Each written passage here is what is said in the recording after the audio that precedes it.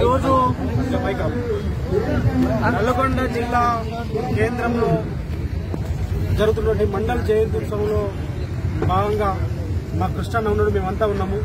ఒకటే ఈ ప్రభుత్వాన్ని హెచ్చరిస్తా ఉన్నాం. మేము ఇవాళ మీరు సమగ్ర కులగణన చేస్తామని 42% స్థానిక సంస్థల్లో రిజర్వేషన్ ఇస్తామని చెప్పేసి కామారెడ్డి డిక్లరేషన్ లో భాగంగా మీరు చెప్పి ఉన్నారు.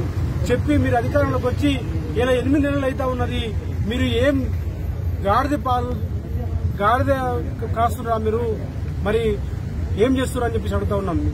రేవంత్ రెడ్డి గారు, ముఖ్యమంత్రి గారు, మీరు అధికారంలోకి వచ్చి 8 నెలలు అయిన విషయం మీరు మర్చిపోయి ఇలా కులగణని వాయిదా వేస్తూ 42% రిజర్వేషన్ ఇవ్వకుండానే స్థానిక సంస్థల ఎన్నికలు జరపడం కోసం ప్రయత్నం చేస్తా ఉన్నారు. ఒకవైపు ఏమో రాహుల్ గాంధీ గారు దేశంలో కులగణన చేస్తాము, కులగణన చేయడం ద్వారా ఈ దేశంలో సామాజిక న్యాయాన్ని కల్పిస్తామని చెప్పేసి అందరు ఎవరెంత ఉంటే అంత వాటా ఇస్తామని చెప్పేసి రాహుల్ గాంధీ గారు చెప్తున్నారు. నిన్న పార్లమెంట్ లో చెప్పిండ్రు.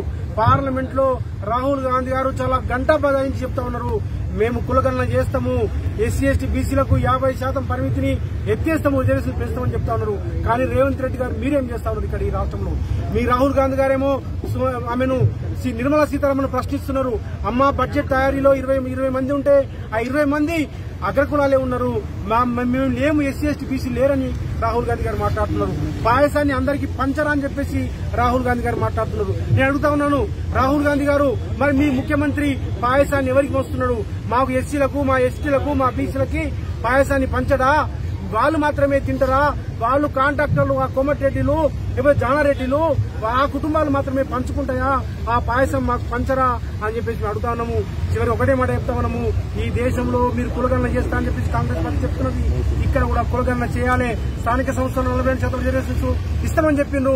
42% రిజర్వేషన్స్ ఇవ్వాలి.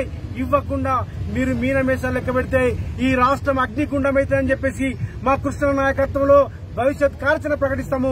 మేము చెప్తా ఉన్నాము, ఇలా ఈ తెలంగాణలో ఇది బీసీల యొక్క చావోరేవో తేల్చుకునే పోరాటము, ఇది అంతిమ పోరాటము. ఈ అంతిమ పోరాటంలో, కులగణన కోసం జరిగే పోరాటంలో, స్థానిక సంస్థల్లో మన వాటాను పొందడం కోసం జరిగే పోరాటంలో బీసీలంతా ఐక్యంగా రావాలని చెప్పేసి, ముఖ్యంగా నల్గొండ బిడ్డలంతా కూడా రావాలని చెప్పేసి, లేకపోతే జరగబోయే పరిణామాలకి ఈ కోమటిరెడ్డిలు, జానారెడ్డిలు, రేవంత్ రెడ్డిలు బాధ్యత వహించాలని చెప్పేసి హెచ్చరిస్తా ఉన్నాం.